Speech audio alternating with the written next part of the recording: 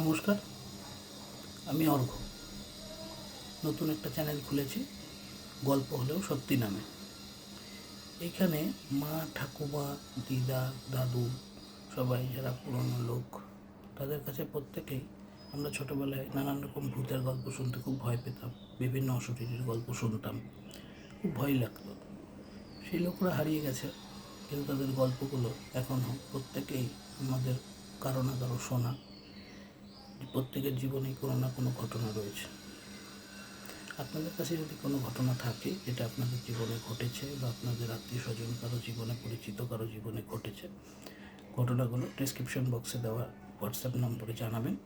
আমি সেই ঘটনাগুলো শোনাবো, যাতে প্রত্যেকেই আমরা সেই ঘটনাগুলো শুনে আপনি যে ভয়টা পেয়েছিলেন, আপনি যে ঘটনার সাক্ষী থাকতে পেরেছিলেন, সেই ঘটনার সাক্ষী যাতে আমরাও থাকতে পারি।